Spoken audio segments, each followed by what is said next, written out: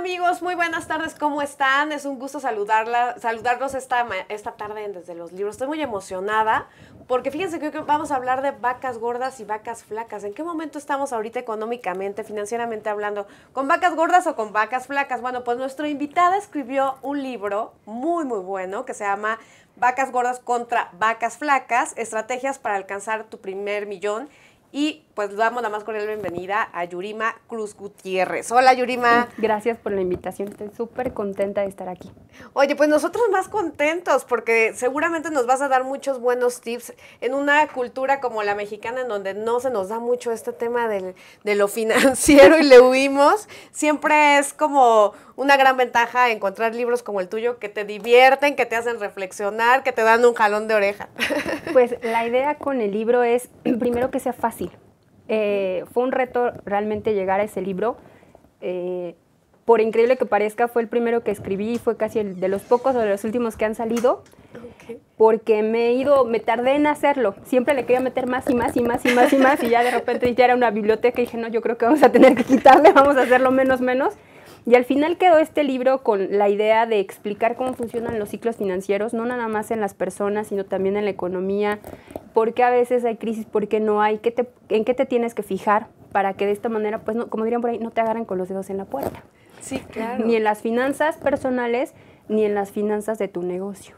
Sí, yo creo que hiciste realmente un trabajo formidable y bueno, también reconocer que siempre el Editorial Mexicana tiene muy buenos libros como para ponerte a pensar y ponerte a hacer sobre todo, ¿no? Porque esto te lo llevas a la práctica y es de verdad como la garantía de un futuro prometedor financieramente hablando. Sí, de hecho,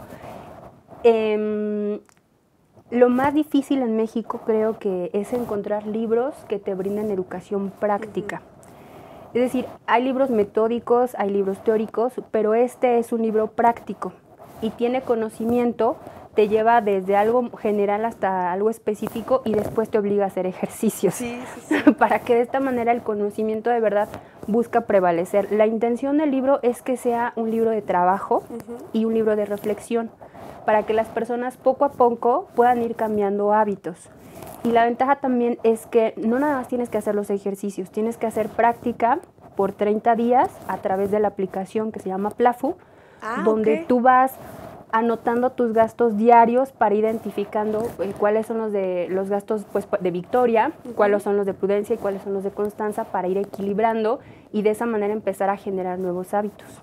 Sí, no, porque de repente te llega la quincena, empiezas a gastar y ups, ¿dónde quedó el dinero? ¿Quién sabe? Sí. Pero creo que nos da un poco como de miedo ese tema de presupuestar, ¿no? ¿O cómo te lo ves tú desde la experiencia de 16 años en el mundo de las finanzas? Lo que pasa es que no sabemos hacerlo. Existen varias técnicas, que los cajoncitos, que los sobrecitos, pero dices, bueno, al final me salen cosas imprevistas y ya no me ajusto al presupuesto. O pensamos que un presupuesto debe ser limitativo, es decir, me restringe. La realidad es que no. Por ejemplo, a mí me encanta hacer obra social y de hecho prácticamente lo de las vacas es una cuestión social. Y llegó un momento en que dije, bueno, a ver, o sigo gastando de lo mío o algo tengo que hacer. Entonces dije, no, pues voy a volverlo un sistema que es autosuficiente. Pero cuando tú decides hacer incluso cosas por otras personas es un regalo. Y llega un momento en que el corazón de pollo te gana y dices, ay, ¿y ahora qué tengo que hacer? Pues ponerlo en orden, poner un porcentaje, una participación en ello. Por eso es que el porcentaje de prudencia, que es el 30% de los gastos, habla de que no sufras con tus finanzas ni con tu presupuesto, sino que puedas gastar en lo que quieras gastar, en ropa, en zapatos, en joyas, en coches, en lo que quieras, siempre y cuando te haya alcanzado para cubrir tus gastos de necesidad, o sea, los que son para vivir, donde llevas el 50%, y te alcance para tener tu primer capital y te alcance para las vacas flacas. Porque tarde o temprano van a llegar. Que a lo mejor se tardan más si tienes esta previsión, es absoluto. Y es como cuando deja de fluir ese dinero o esa riqueza, tienes una reserva, como una represa. Pero la represa no se hace de la noche a la mañana ni se hace con magia, sino que tienes que invertirle. Por eso es importante guardar el 20%. Dices, no me alcanza. Bueno, entonces, ¿en qué se te va? como decías, no, pues ya lleva la quincena y otra vez estoy en problemas. Entonces, cuando tú logras identificar en qué se está yendo, pero de manera consciente, porque si no, yo les digo que somos un poquito despistados y cuando vemos, pues ya gastamos que en una cosa, que ya gastamos en otra, que ya gastamos en otra y ya no nos alcanzó. Entonces, si llevamos un orden y empezamos a clasificar, prudencia por eso se llama así, porque están permitidos, pero hay que ponerle orden a esos gastos. Entonces, si yo quiero gastar, lo puedo hacer. O, por ejemplo, hay gastos que te dices, bueno, son recurrentes, la escuela de los niños, gastos que a lo mejor no son de cada mes, pero sí son parte de la etapa de vida en la que tú estás. Entonces, cada mes puedes prepararte para ellos y no verte en estos meses de junio, julio y agosto con el problema de pagar escuelas, uniformes, útiles. Es decir, que esta práctica sea permanente para que en toda la etapa de los ciclos que tú te encuentres no sufras. La intención es que no sufran en las vacas flacas. Sí, eso es bien interesante y de hecho creo que es una de las cosas que más me gustó del libro, cómo nos vas llevando de la mano de estos ciclos, o sea, de entender que no siempre vas a estar en la bonanza, porque a veces creo que sobre todo cuando te va bien, dices, esto es inacabable, ¿no? Hasta que se acaba y entonces ya dices, ups, que esto no era para siempre y en los momentos duros, pues es ahí cuando te empiezas a comer las uñas, o sea. Realmente logra ser, en el libro hay una parte en la que este flujo es verdaderamente constante cuando es bien administrado. Es como con un río, pero el río per se necesita de lluvia para mantener su caudal, necesita de cuidados pues para que siga manteniendo los peces vivos. O sea, un río te puede dar alimento si tú lo cuidas, así es el flujo del dinero. Entonces, si tú provees al río de los cuidados adecuados, digo, no vas a estar aventando tóxicos, es lo mismo con tus finanzas. Si tú cuidas ese flujo, llega un momento en que sí puedes hacer una represa, y esa represa, como en la vida real, le da para sobrevivir no solamente a ti, sino a otras personas.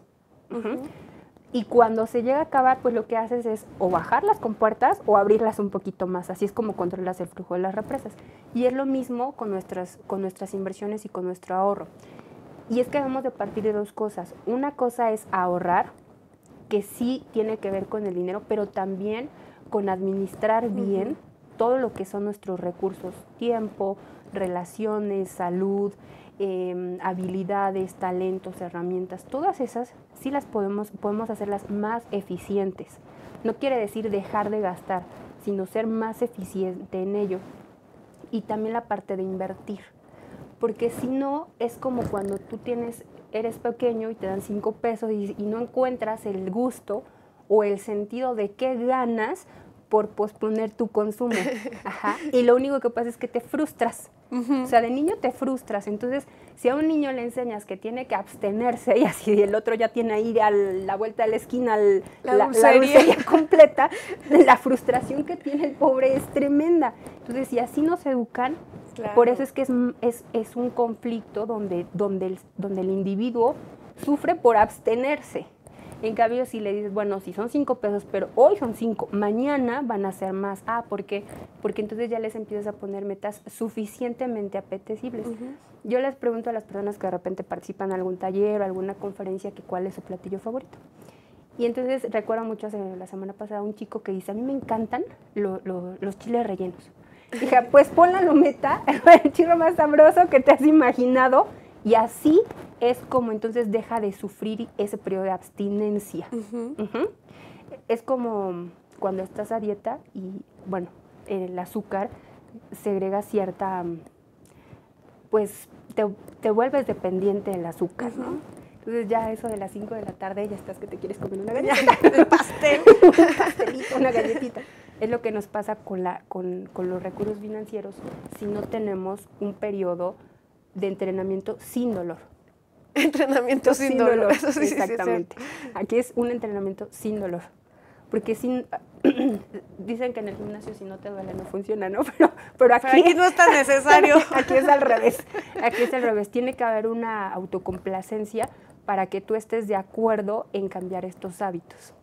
No, pues está súper interesante porque creo que algo que traes a la mesa que es fundamental es que estos hábitos se adquieren desde que eres chiquito y te dan los 5 pesos, o sea, porque al final, como dices, si nos daban los 5 pesos íbamos corriendo a la tienda a gastárnoslo y eso era lo que nos provocaba placer, aunque al día siguiente ya no teníamos ni un peso, ¿no? Ni dulces ni pesos. Claro, como que igual ese patrón pues te lo llevas a lo largo del tiempo y ya cuando eres adulto, pues eso es lo que quieres, comprarte el carro y de verlo 5 años. El objetivo realmente del libro es que las personas puedan tener la tranquilidad, dediquen así para aprender, porque aparte, como bien dices, no tenemos como, se han hecho grandes esfuerzos, pero aún no los tenemos. Y este libro sin duda suma mucho para que se empiecen a generar esos hábitos a diferentes edades. Creo que es un gran logro esa parte de que se pueda entender y que alguien que a lo mejor tiene más capacidad técnica lo puede leer en un par de días, pero alguien que va aprendiendo en finanzas lo puede ir leyendo despacito y le va a funcionar también. Sí, no, bueno, ¿te parece bien, Yurima, que vayamos a un brevísimo corte y cuando regresemos nos sigues platicando de vacas gordas contra vacas flacas? Amigos, no se vayan, enseguida volvemos.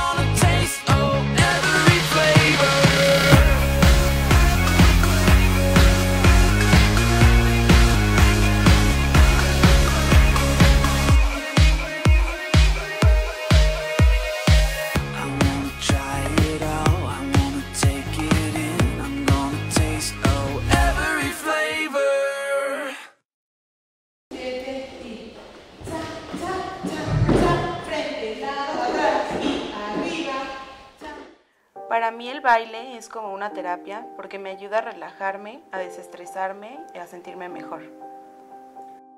Cuando era estudiante estuve becada por el taller de baile y al terminar la licenciatura me ofrecieron quedarme como maestra de danza y acepté de inmediato. Más que un trabajo, lo veo como una forma de regresarle a la institución el apoyo que en algún momento me brindó. Estudié psicología porque siempre me ha gustado ayudar a las personas que están a mi alrededor. Actualmente estoy haciendo una investigación con cuidadores primarios de pacientes con cáncer y esta experiencia me ha llevado a plantearme nuevos horizontes en lo profesional. Soy Carla Fernández y uní la psicología y la danza para ayudar a que la gente se sienta mejor. Unila es más.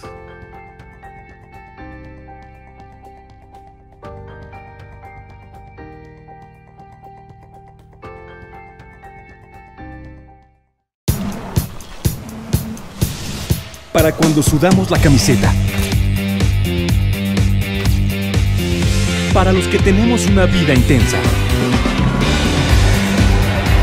Porque todos necesitamos rehidratarnos. Electrolit, hidratación total, científicamente hidratante.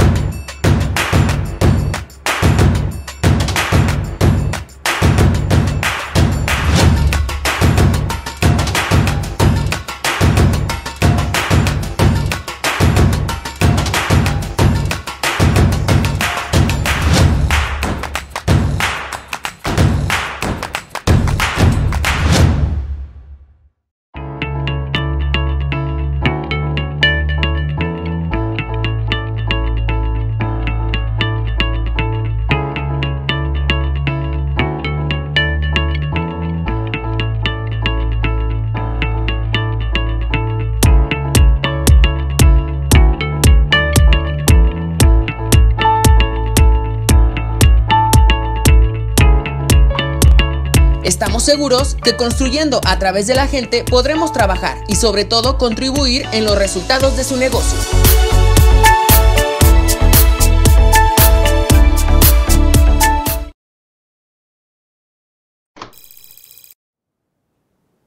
Amigos, ya regresamos a Desde los Libros. Estamos platicando con Yurima Cruz Gutiérrez, que es la autora de Vacas Gordas contra Vacas Flacas, estrategias para alcanzar tu primer millón, de Lida Editorial Mexicana.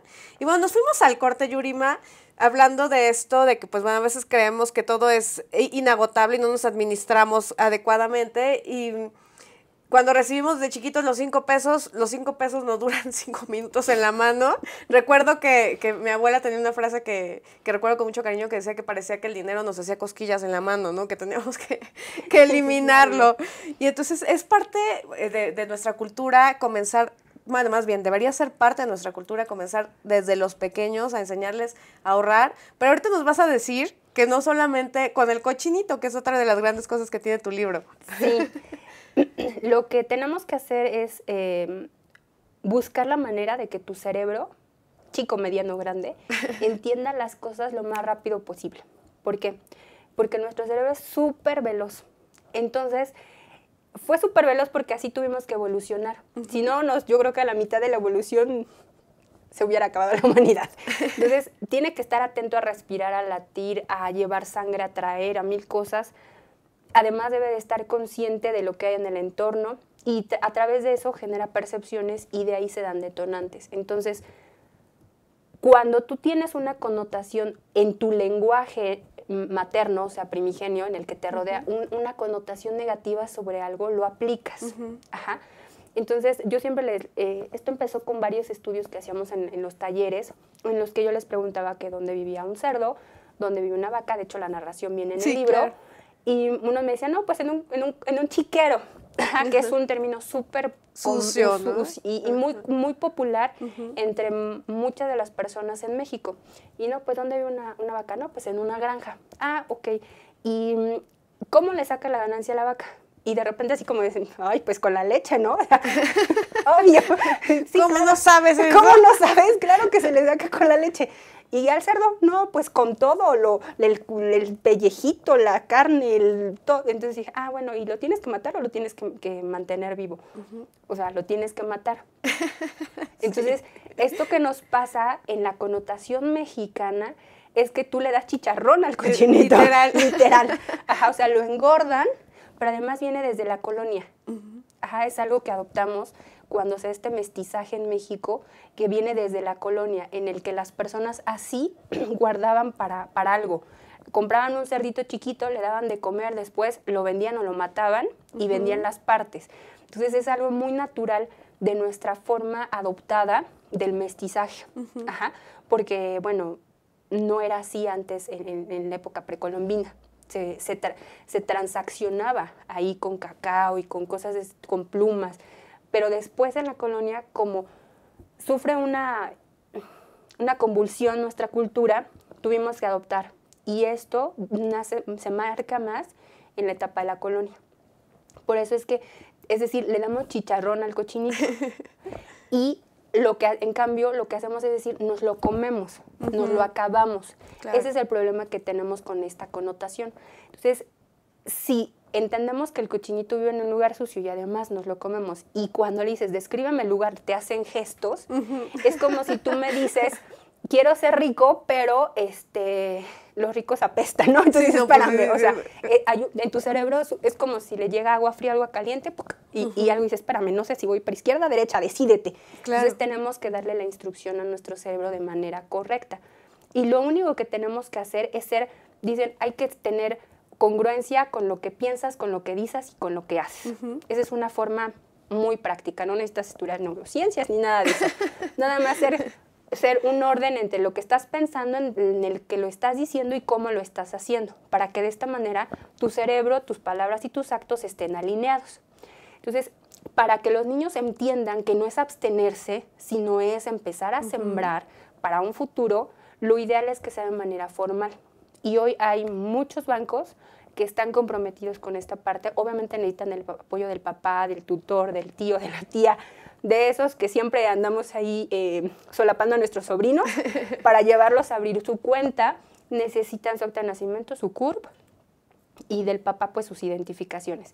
Y el niño va y le dan su tarjetita, su nombre, y deposita ahí lo que tiene que ir ahorrando. Obviamente le pagan 3 pesos de interés, ¿verdad? Pero por los 5, bueno, menos, como 3 centavos.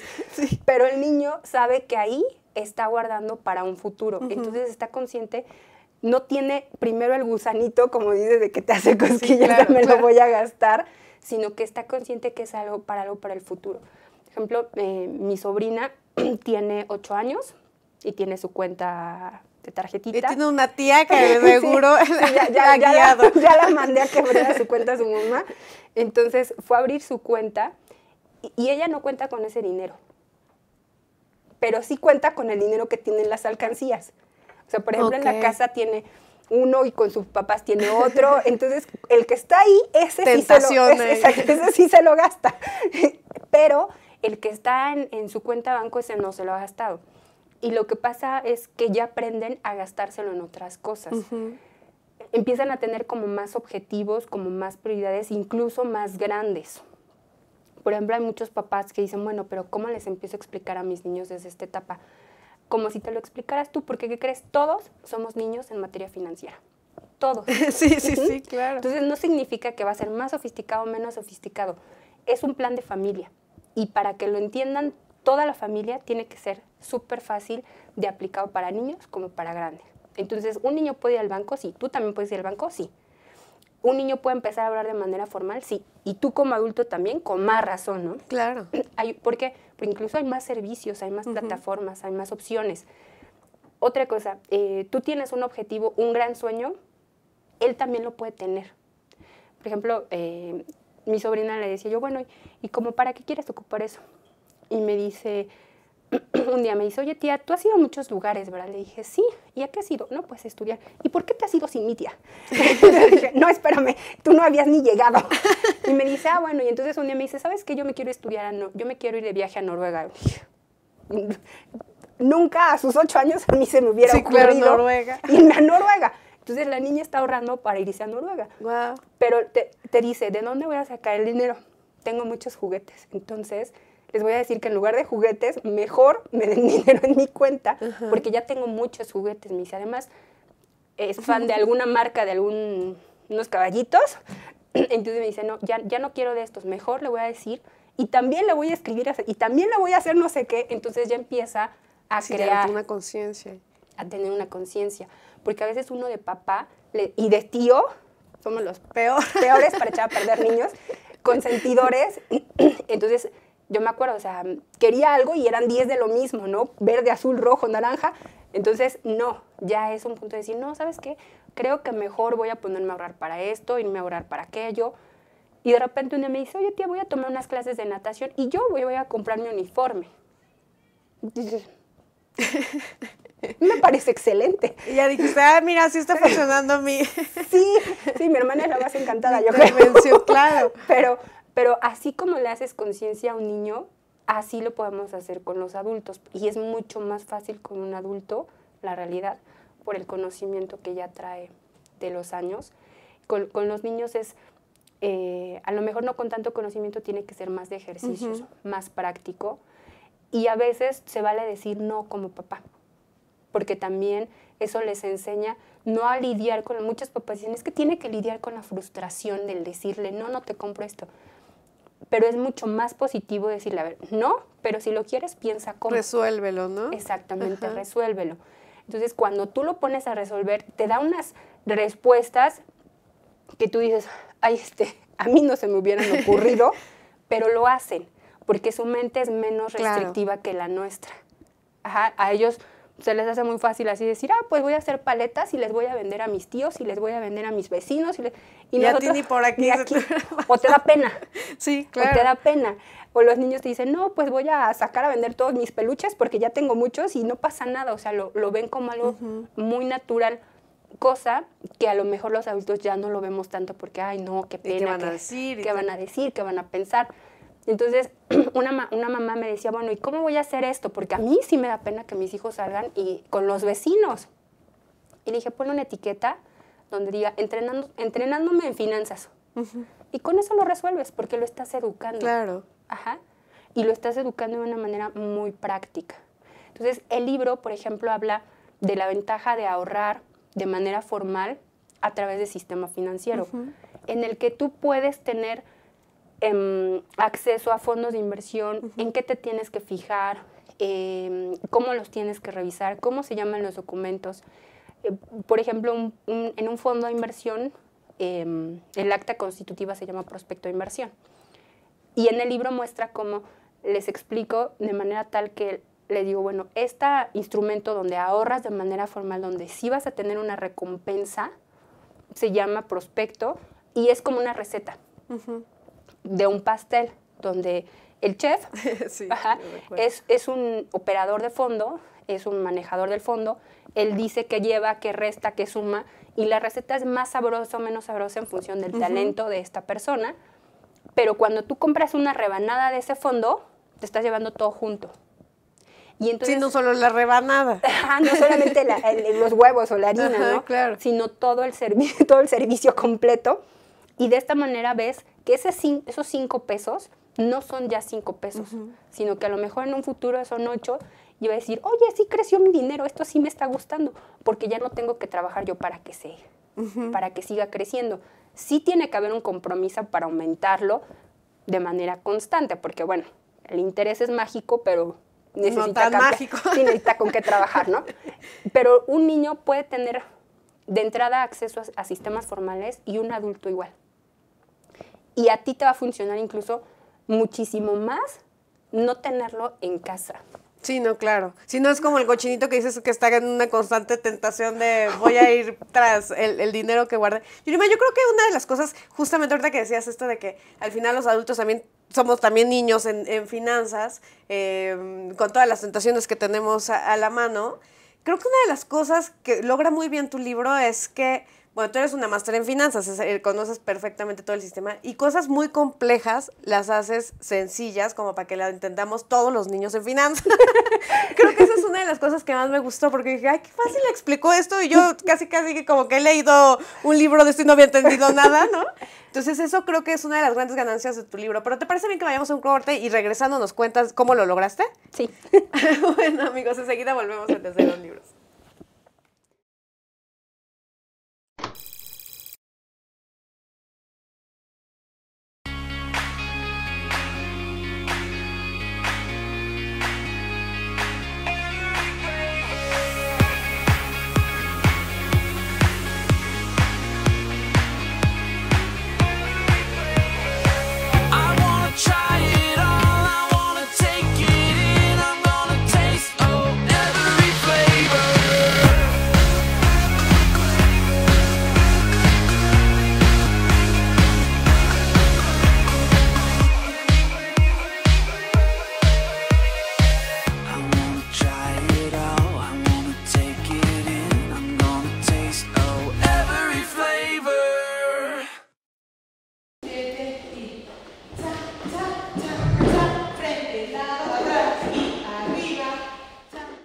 Para mí el baile es como una terapia porque me ayuda a relajarme, a desestresarme y a sentirme mejor.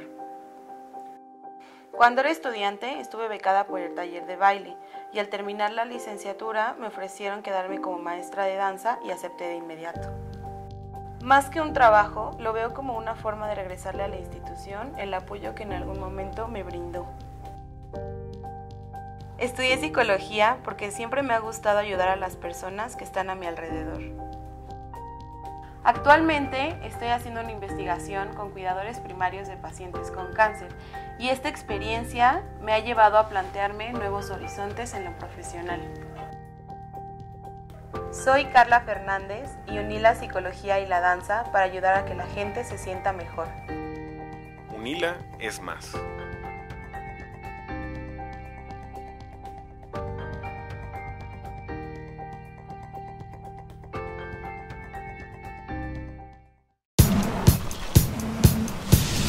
Para cuando sudamos la camiseta. Para los que tenemos una vida intensa. Porque todos necesitamos rehidratarnos. Electrolit, hidratación total, científicamente hidratante.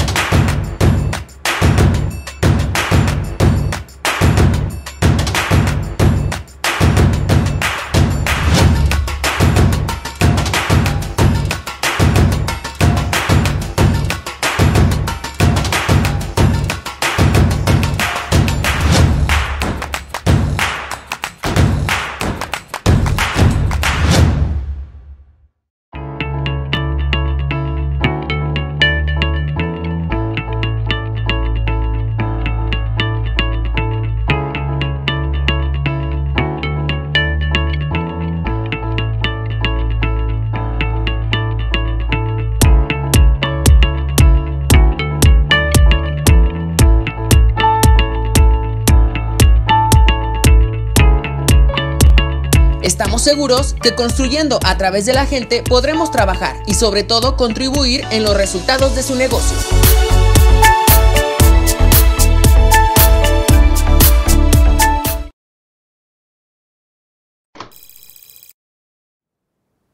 Amigos, ya regresamos a Desde los Libros. Estamos platicando con Yurima Cruz Gutiérrez acerca de su libro Vacas Gordas contra Vacas Flacas.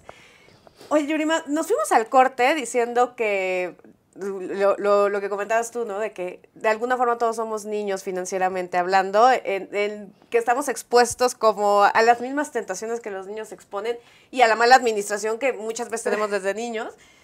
Pero algo que destaco de tu libro es la facilidad que tienes. Bueno, que no creo que haya sido fácil, ahorita nos vas a contar, pero lo difícil, porque por ejemplo cuando oyes finanzas, como simple mortal, los que no sabemos mucho de finanzas, pues decimos, ay no, se ve muy elevado esto, ¿no? De las finanzas y demás. Y cuando leí tu libro dije, ay, qué sencillo lo hace ver, Yurima. ¿Cómo lograste convertir algo tan complicado como el tema, o como no es nuestra percepción de las finanzas, a algo tan sencillo y tan divertido? Yo creo que fueron muchos años de atender diferentes perfiles de clientes que llegaban con una necesidad que es primero proteger y después incrementar su patrimonio, pero había gente con una capacidad técnica, es decir, profesionalmente se habían formado, eran ingenieros, arquitectos, o sea, tenían una formación académica muy alta, gente muy, muy preparada y destacada en su ámbito, pero también tenía gente que a mí en lo personal me parecía verdaderamente admirable, que había empezado desde un negocio muy pequeño. Recuerdo mucho 2, 3 casos, desafortunadamente 2 de ellos pues ya fallecieron, ya son señores que eran muy grandes y que habían fallecido, pero que su característica principal es que eran huérfanos. Entonces no habían tenido una mamá, un papá que les ayudara ni con la comida, ni con los gastos de vivienda, ni nada de esas cosas. Y poco a poco creo que aprendí más yo de ellos que ellos de mí, la verdad, porque son gente tan amorosa con su conocimiento y tan noble, pero además ves que su capacidad de administrarse en cosas sencillas del diario, del cotidiano, les dio un resultado fabuloso. Perdón, porque empezamos hablando de que eran personas que estaban solas, incluso emocionalmente, que es algo bien difícil para empezar a emprender un negocio, por ejemplo. Ellos empiezan solos, empiezan siendo niños, empiezan con responsabilidades muy grandes para su edad y poco a poco van creciendo. Uno de ellos se vuelve un ferretero muy, muy importante y otro se vuelve una persona de la industria de la panificación. Y hablo de la industria como industria.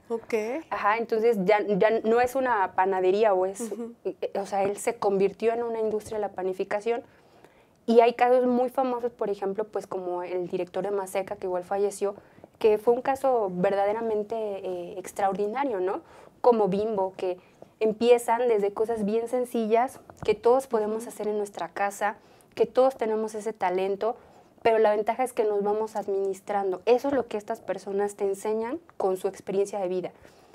Y al final a mí lo que me tocaba era explicar esta terminología, todo este tecnicismo a todos ellos, tanto fácil como difícil, como técnico como no técnico, porque yo empecé muy joven y tenía un... Bueno, como a los 4, porque se ve súper chiquita, Yurima.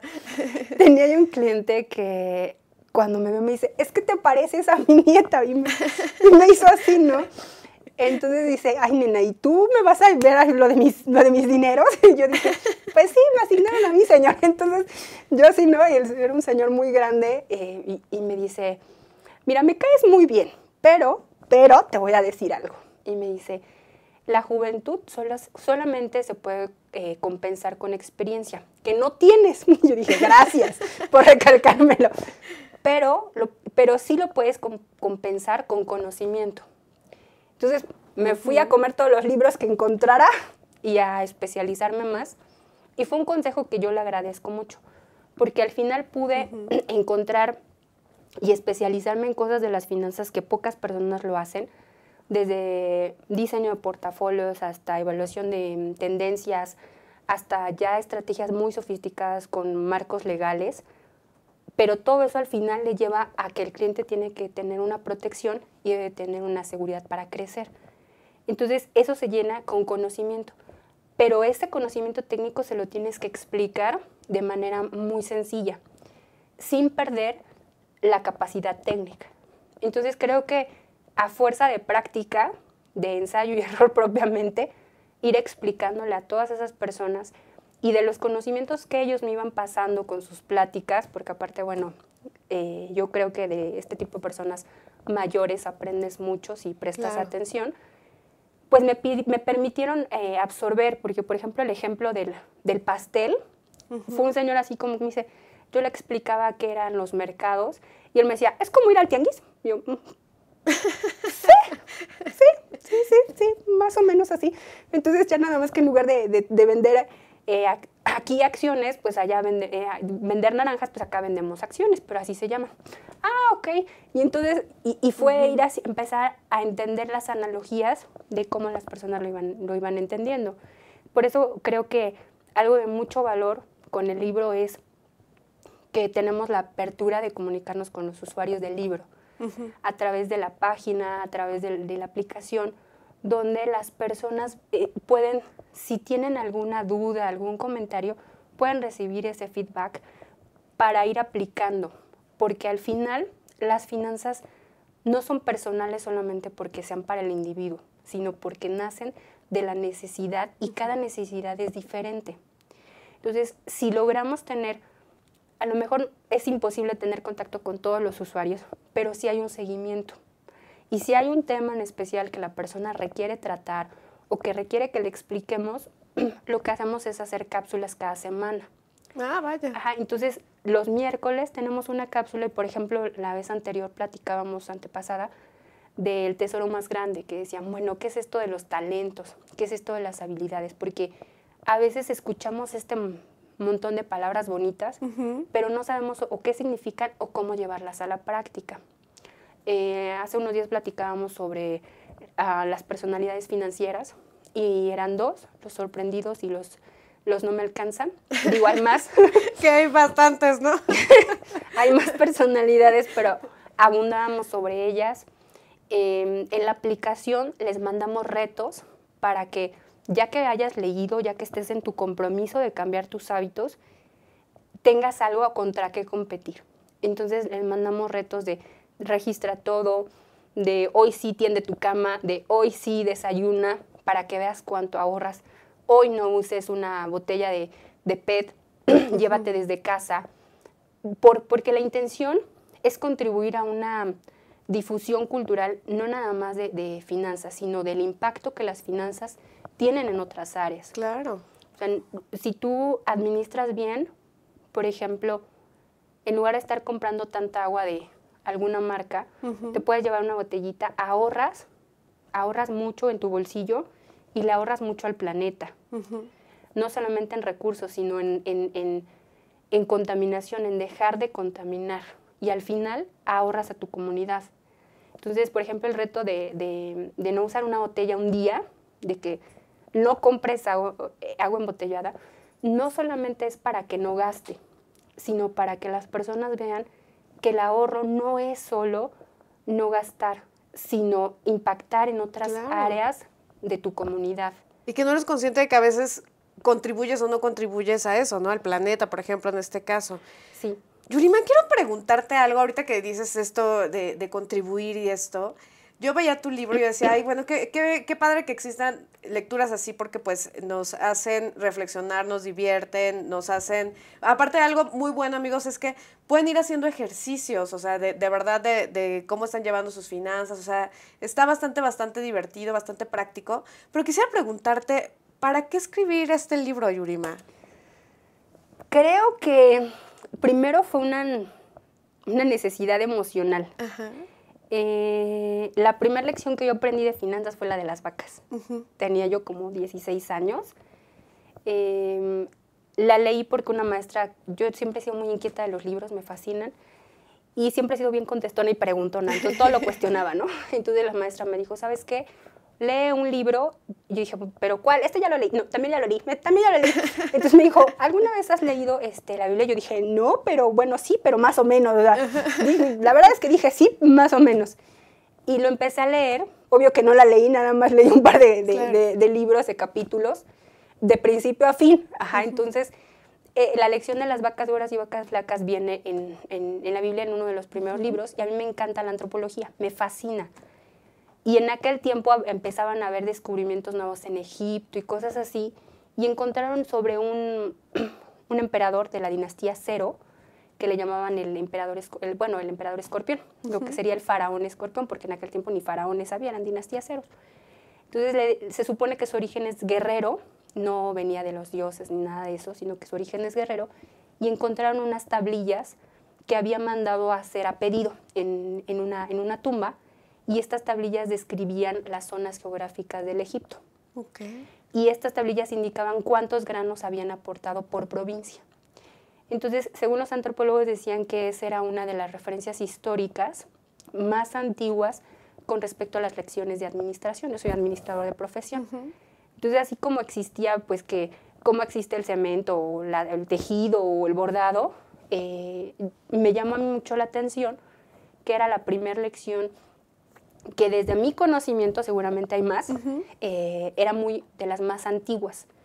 Incluso esto hace que se cambie la fecha de lo que es la historia y la prehistoria, porque tasa estas tablillas muchos siglos antes de las primeras letras que tuvieron los egipcios, ¿no? Y decía, y sobre todo porque eran fonéticas, o sea, sí pronunciabas y sí significaban algo. Entonces eran prácticamente un alfabeto, o parte de un alfabeto propiamente dicho. Entonces, la historia de las vacas a mí me pareció impresionante, y dije, bueno, pues si les funcionó a ellos, yo creo que debe funcionar. Y la empecé a hacer. La verdad fue algo así como por imitación. Yo dije, y de repente yo empezaba a escuchar que decían que era el 10 y que no sé qué, entonces yo empecé a investigar más. Después estudié neurociencias, estudié neuroeconomía, neuromarketing, neurofinanzas, estudié administración de empresas, tengo una maestría en finanzas internacionales y me especialicé en mercados. Pero siempre... Pues entonces sí empezaste como a los 2, Yurima. Yo sé que a los 4, pero no creo que ya con esa historia. Iba en la prepa, la verdad, sí iba en la prepa. Entonces, es un libro muy emocional porque a mí me funcionó y mi único talento era mi cabeza, la verdad. Entonces, por eso creo que es un libro que muchas personas pueden llevar a cabo, porque todos tenemos una cabeza y todos tenemos un cerebro que funciona relativamente bien, yo digo. Entonces, son cosas y herramientas que todos tenemos a la mano. Y son lecciones que lo único que necesitas, yo les digo, la palabra mágica es orden y estructura. Orden y estructura. ¿Cómo le das la instrucción? ¿En qué estructura lo estás ocupando? Y eso se traslada incluso ya a otras esferas de negocio. Por ejemplo, hay negocios tan sencillos que, por ejemplo, papas. Dices, cualquiera puede tener acceso a una papa, aceite, a calor y a picarlas. ¿Cuál es la diferencia entre las que hago en mi casa y las que me venden en una bolsita así, por muchos pesos y que venden en muchos volúmenes? Lo que están aplicando es orden y estructura. Entonces, si yo logro aplicar eso a mis finanzas personales, puedo aplicarlo a un negocio. Y si logro aplicarlo a un negocio, puedo escalarlo. Y si logras escalarlo, entonces tu primer millón, tú lo pones en pesos o en la moneda que quieras, porque puedes replicar el conocimiento y lo puedes escalar. Cuando tú logras ordenar algo en chiquito, el mundo es como el arco de Fibonacci nos habla de cómo puede ir exponenciándose las figuras. Entonces, una figura pequeña tiene las mismas proporciones que una figura grande en el arco de Fibonacci. Y estás hablando de proporciones. Entonces, cuando tú logras entender algo pequeñito, puedes escalarlo en proporciones. Por eso es que este sistema empieza con el individuo, pero acaba con una meta muy específica de conseguir su primer millón. Y no lo consigues a través de decir, mira, yo con Yurima, un producto, un servicio, un algo, no. Lo que nosotros hacemos con el libro es brindar educación efectiva, que te sirva para tomar decisiones, que no se quede nada más en un pizarrón, en un libro, sino que sea una educación que de verdad cause una revolución en tu forma operativa para que cambies y modifiques tus patrones de consumo, tus patrones de conducta, tus patrones de ahorro. Cuando alguien empieza a darse cuenta cuánto dinero gasta en botellas y después se da cuenta de cuánta contaminación emite al planeta, dices, híjole, yo creo que mejor voy a comprarme una botellita y la voy a lavar todos los días, porque si no, además de que contamino mucho, gasto de más. Y ese dinero me puede servir para otras cosas. Pero entonces ya empieza a cambiar incluso la mentalidad, tu mentalidad como individuo. Ya no es de que, bueno, vamos a salvar el planeta. Bueno, sí, pero tengamos más de una razón. No nada más salvamos el planeta, también salvamos nuestras finanzas. La economía. Exactamente. También salvamos nuestras finanzas, ¿no? Y no quiere decir, como te repito, que sea un libro en el que además existe es un libro muy inspiracional, porque hay una parte en la que yo les digo que los sueños son como un conjunto de cristales, que cuando los giras se mueven de muchas formas y de muchos colores. Y así deben de ser nuestros objetivos. Y el fin no es el dinero, es una manifestación, es un medio de intercambio, pero realmente el millón lo consigues por hacer las cosas de manera extraordinaria, de comprometerte con tu proyecto de vida, de comprometerte con tus finanzas, de comprometerte con tu familia, y entonces hay un acuerdo completo entre lo que piensas, entre lo que dices, entre lo que haces y en lo que ven los demás. Claro. Y ya es cuando dices, oye, ¿qué estás haciendo con tus finanzas? Ah, pues mira, es esto y esto. Pero ya no nada más es hacer un cambio de finanzas por ahorrar, sino es hacer un cambio de finanzas por tener una mejor calidad de vida para ti, para tu familia, para tus amigos. Y yo creo que la ventaja del libro es que al final, para mí era un sueño. Era un sueño porque en México yo no encontré algo que una niña de 15 años, cuando yo tenía esa necesidad de que me explicaran y de que me dijeran cómo hacerle, no lo encontré. O sea, yo tenía 15 años y obviamente yo no sabía de mercado, yo no sabía de finanzas, yo no sabía de, pues más o menos ahí como de álgebra, que era lo que llamaban en la prepa, y nada más. O sea, no había algo que me explicara a mí. Y los libros que existían en ese tiempo o que existen, se quedaban en demasiada profundidad. Lo técnico. Sí, muy en el cielo, y yo decía, bueno, sí, pero esto le hacen falta patitas, ¿no? O sea, ¿cómo lo pongo? Entonces, la idea del libro es cubrir un poco. Yo sé que falta mucho por hacer y ojalá sea un aporte para los jóvenes que de verdad, hoy la mayoría de los jóvenes tienen que ser independientes. O sea, ya no vamos a depender de nuestros papás. Si te dejan una herencia, qué bueno, pero y si no, no puedes estar confiado de ello. El mundo en el mercado laboral está cambiando mucho. Hay nuevas empresas que en un par de años adquieren un valor importantísimo en el mercado y vemos que aparecen y desaparecen por falta de gestión. Hay una gran capacidad de innovación en México, hay una capacidad impresionante de investigación en nuevas tecnologías, pero si no entienden los muchachos cómo llevar a cabo estos negocios a la rentabilidad, por mucha investigación que tengamos, no vamos a conseguirlo. Hace algunos años yo investigaba sobre la nanotecnología y hace 4 años encontré una compañía que se dedica a eso. Y de 4 años para acá se transformó su modelo de comercialización. Pero estamos hablando de que se hablaba de eso hace 9 años en México y apenas encontramos cómo comercializarlo. Y no porque no existiera, sino porque hay que educar a los operadores, hay que educar a los directores, hay que educar a estas personas y hay que educar al consumidor. Entonces, si además de educar en productos nuevos, tenemos que reeducar en cuestiones financieras, el pobre emprendedor dice, no, pues espérame, o sea, las dos cosas no se me dan. Entonces, la intención con este libro es que sea un libro en el que pueda llenar un hueco que cuando yo lo necesité no lo encontré. Ah, mira, pues seguro esa es la idea. Seguro lo lograste, Yurima.